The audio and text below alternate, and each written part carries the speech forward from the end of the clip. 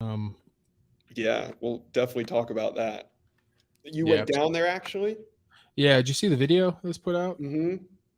Was that the day Um, that I wasn't sure if you were actually down there or if you were like in St. Pete moving. I didn't know what was actually going on. it was a complicated process. My dad brought a 40-foot truck up here to Tallahassee. We filled it up at one of the local bottlers, full of water, Powerade, some mixed sodas, and things of that nature for first responders. But I'll get into it in the podcast. It was pretty Yeah, interesting. we'll get into it for sure. Let me drop this to your text and then we'll get going. Um, was that the day that I text you? Were you down there on Thursday? I can't remember. TJ texted me that day too. It could have been on Thursday. I'm not sure. Did you have a good bye week? Yeah, it was nice. I don't know. Up north, it felt like we were in the hustle and bustle during the bye week. I mean, like we practiced to the full extent of the NCAA guidelines when I was up north. Um, but yeah, it was definitely more restful. Even last year, it was pretty restful. I will say it's Hmm. weird having 2 bye weeks, so I haven't really experienced that before, other than COVID-19. That is true. Yeah, I but it mean, I was guess good you did though. get two, but Yeah, I mean, yeah, sometimes you get 2, but it's not. Never really feels like that. It never feels like real hmm. 2 real bye weeks. Usually, one of those bye weeks you're preparing for an opponent the whole time and not necessarily focused on development. Right. So I think that's why it's been kind of it was hard for me to take in. Um, but still, yeah, you got some good work in, but they didn't grind the older guys and didn't grind their bones. They gave us a lot of good reps to get some of the rust out of their Mental reps, systems. huh? Yeah, yeah. I mean, there's only so many physical reps you could do. You never want to be a Right. rep guy. That's the worst part about football. There's some guys that could see it once and perform and do it, and there's other guys that get broken down because they're rep guys. They have to continue to rep it, and they still get the same things wrong. So you're always trying to fight to not be a rep guy. Hmm. Absolutely. It's you want to be a guy that gets it done. Especially in the long term. I mean, 6 year senior, I can't be a rep guy, or else I wouldn't have a body. I wouldn't have a longevity or anything like that. So I've the mental visual, the compartmentalization, the mental visualization. That's all stuff I've been developing since like my sophomore year. Once I started understanding football more conceptually. It all ties together. Like once you Yeah, understand it, it all ties together, right? yeah. You just have to have a good base. I think it's so funny. Like outside of football, I mean, there's some guys that have some bad takes and don't necessarily understand it, even on every team in college football. But outside of it, I think it's funny when people try to speak, try to break down our games, for instance, and don't necessarily understand even basic concepts of football. I Hmm. mean, I get there's a lot of specifics, especially in my world with offensive line play. But yeah, just breaking down defenses and calling things like completely wrong, like formations and identification and even some positions. So it's a fun game though. Everyone has an opinion nowadays, I was and going to not, say everybody has a perspective on it. yeah, but not every perspective is rooted in the core of football. You kind of gotta. Did I lose you?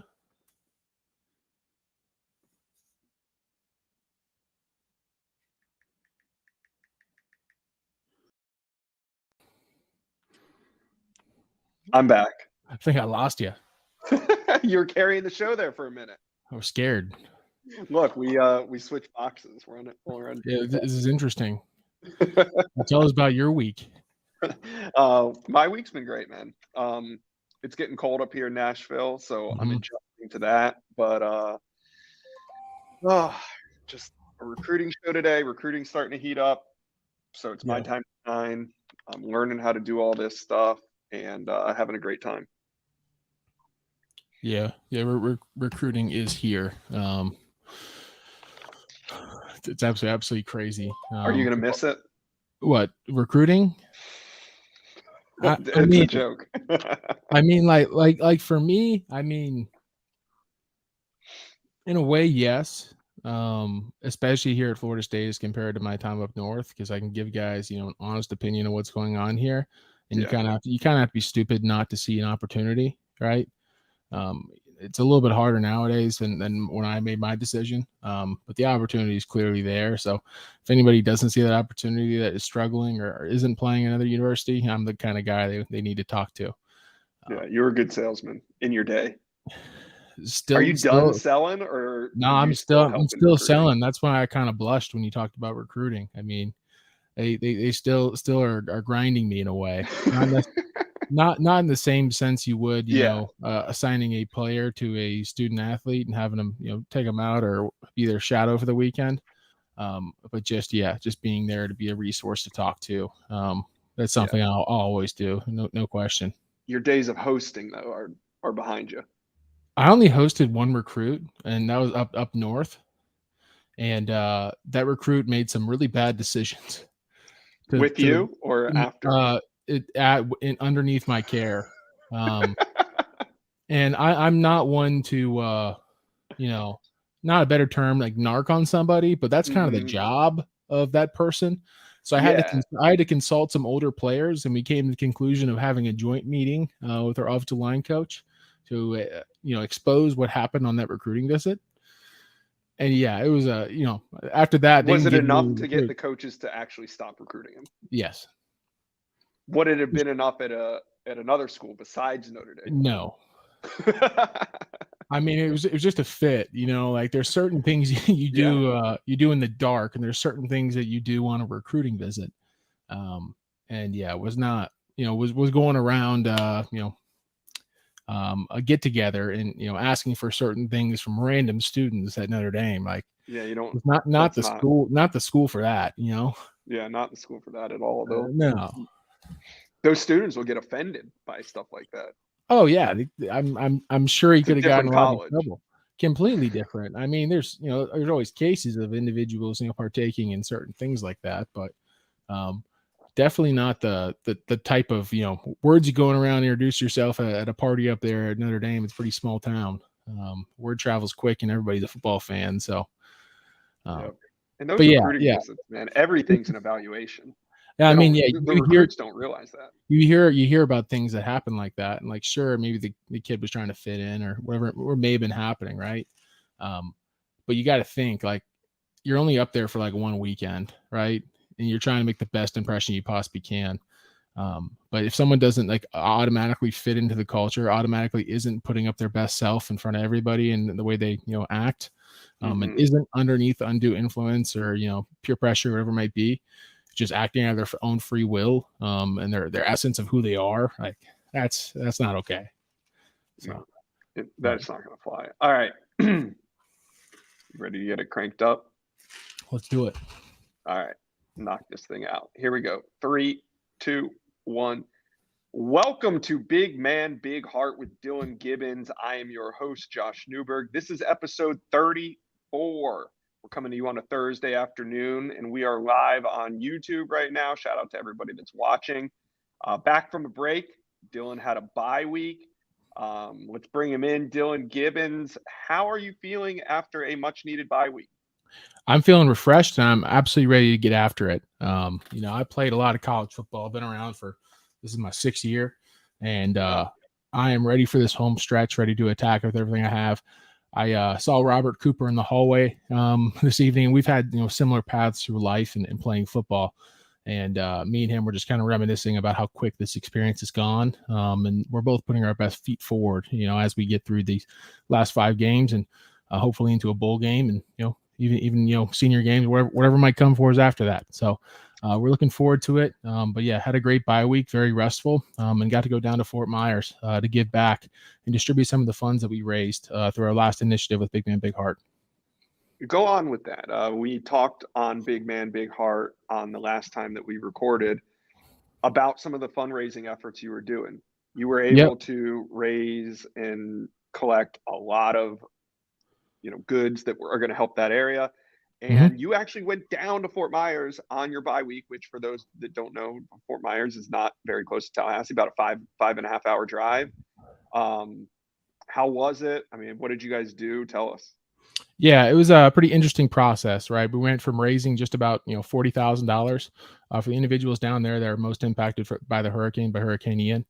I've described before, but Fort Myers is one of my favorite places in the whole world. It's where our family went every, second we had off throughout our whole lives. Some of my core memories were formed there. But a place I absolutely love. So the plan was to raise as much money as we possibly could, and go down there and distribute it to folks that we knew throughout the community, and individuals that are brought up from family connections, whether it be local leaders, or individuals that own some of the bigger, more well-known businesses in the area. Well, we ended up raising a good amount of money, like I said, $40,000. We had a bunch of drinks and a bunch of goods donated up here in Tallahassee. So it was kind of a logistical nightmare, getting those liquids down there. So my dad, one of his best friends, ended up coming up from St. Pete, and brought a 40-foot Penske with them. Ended up, loading it completely full of pallets of drinks. Simple water. There's 3 pallets of water, some sports drinks, and some energy drinks and things of that nature. Something shocking. It was actually pretty difficult to find somebody that needed the supplemental water or energy drinks or whatever it may have been. There's been so much support by the state of Florida, by the local community, and from individuals all over the state, in donating water and basic drinks and things of that nature. Whereas you're driving through Punta Gorda, you're driving through Matlacha and Pineland, there is a actual pallet of water on every street corner, for first responders, for individuals that have been hit the hardest, and for people just to have clean drinking water. So it was amazing to see that, and I'm actually very glad. It was difficult to give away the beverages and the water and everything else we brought from Tallahassee, but that was the first part of the puzzle. So we brought the truck down there, ended up giving and offloading all of it to a homeless shelter near Malachi's High School. First, we stopped by Malachi's High School. There was 2 kids, they're on the football team, 2 seniors on the football team, who both their families had homes that were greatly impacted.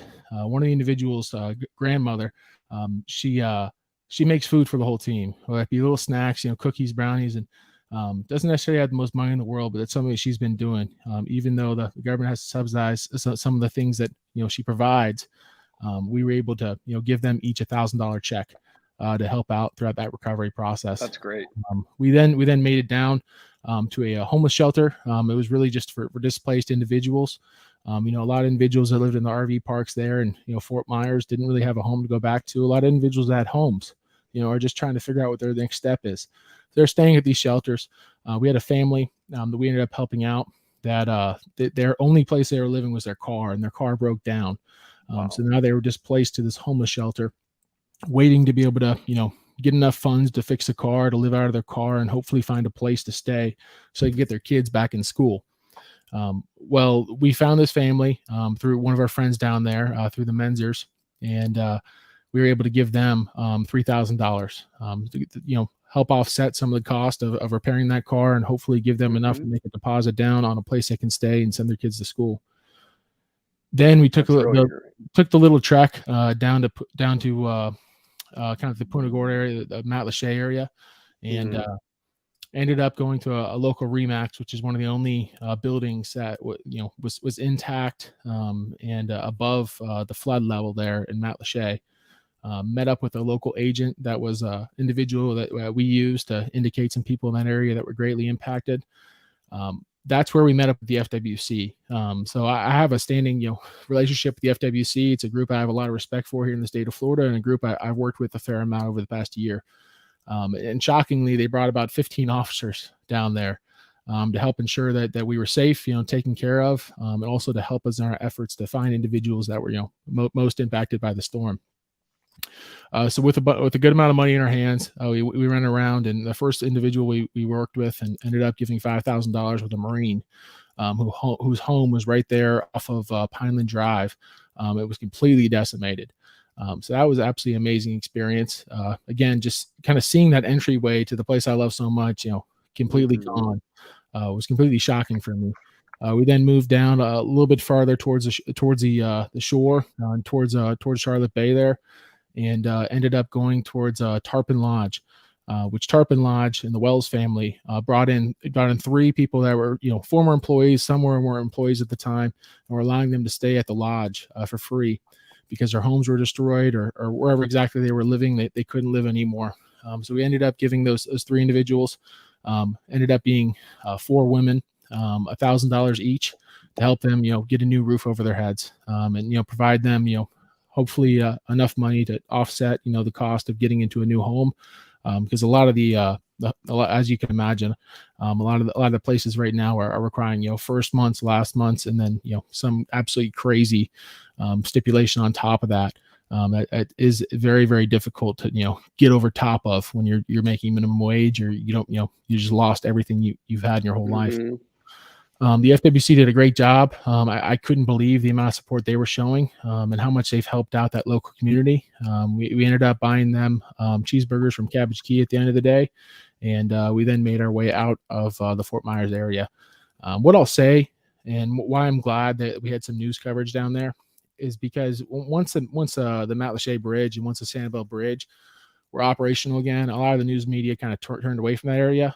But you won't believe, not only like the kind of the micro level of homes completely gone, but also the thousands and thousands of homes that have been marginally affected. About an hour out and an hour in to Fort Myers, probably maybe 1 of 10 homes was not affected. Like all you see is the FEMA temporary tarps, the 1 year tarps. It's gonna be billions of dollars to repair that area, to get it back to the state it once was in. To see all those homes again, just on the interstate, just on your way out of Matlacha, absolutely insane. And it was very eye opening for me. And those people need as much support as we can possibly give them. So I'm hopefully going to be able to, raise some more money and be able to bring some, more money down to offset the cost of, whatever it might be. A lot of stories from wonderful individuals that showed incredible perseverance and, are still, Florida strong. They're not dissuaded from living here in the state of Florida. They're just trying to find their way right now, and they need as much support as we can possibly give them. It's beautiful. What was it like the first time you drove through there? It's been a couple weeks now, but is it still pretty desolate? Yeah. It's kind of insane, right? Especially down there in the Matlacha area and Pineland and Captiva and Cape Costa. There's restaurants I've been to that are no longer structures. Like there's homes that are unrecognizable. They just look like pilings out in the water. We were out in Charlotte Harbor, and there's usually a bunch of mangrove islands, and it's pretty, it's a hard place to navigate. And we were in the FWC boats going through Charlotte Harbor on our way out to Cabbage Key. There was no islands. There was no mangrove islands. They were just gone. Thousands of mangrove islands, thousands of acres. Islands that were for sale at one point in the middle of the harbor, just gone. You can see, if anybody knows the area. I mean, when you look from Pineland, you can see straight across to Sanibel. You can see Captiva. You can see North Captiva. You can see every barrier island straight from the mainland, straight from Pineland. So it was absolutely mind-boggling for me to even wrap my head around that. The power of the storm surge it must have been to carry all those mangrove islands just inshore. So again, there's a lot of work that needs to be done. There are a lot of homes that are completely destroyed and a lot of people that have been displaced. But I hope that area, the fishing industry, all the people that rely on the water out there can, find a way to make it through the next couple of years. As one of Florida's, greatest natural resources, that area, Boca Grande, Sanibel, Captiva, starts to recover.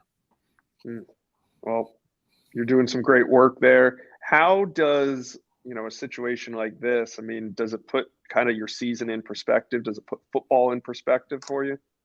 Yeah, I will say, I felt a pretty big obligation when everything started, cracking down, and Hurricane Ian took that little swing inland and ended up not going to Tampa Bay and hitting Fort Myers.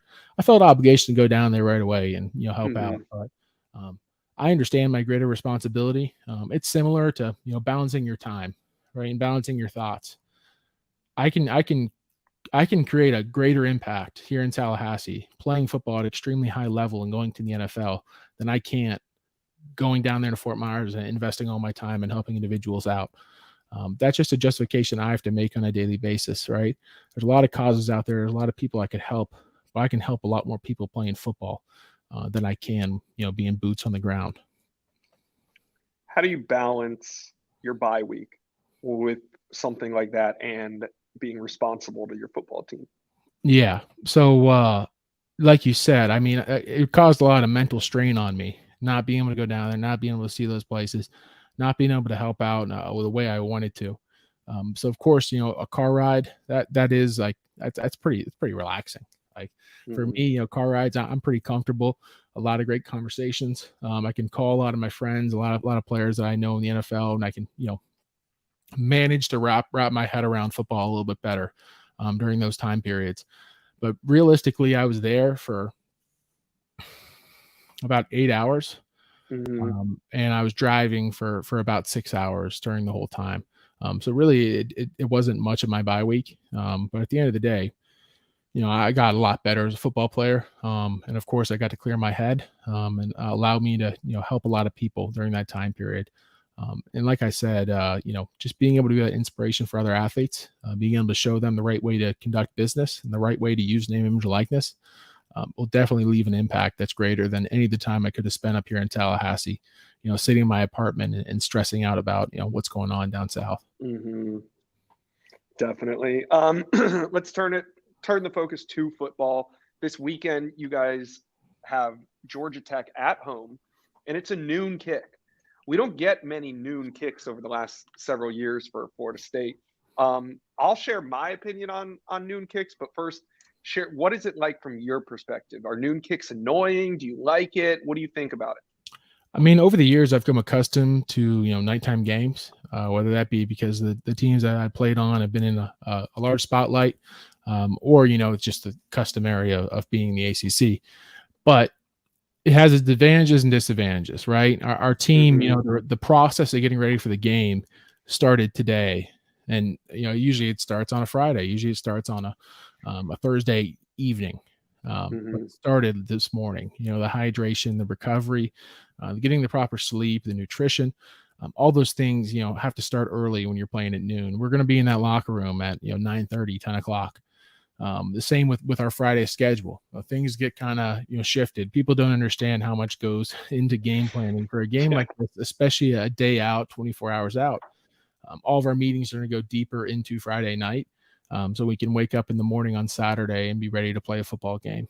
I mean, during a normal game, say we're playing at 7 o'clock, we have about 4 hours of free time in the afternoon. A lot of Right. people don't understand that. I mean, part of that is getting IVs, but really it's like a 3.5 hour break.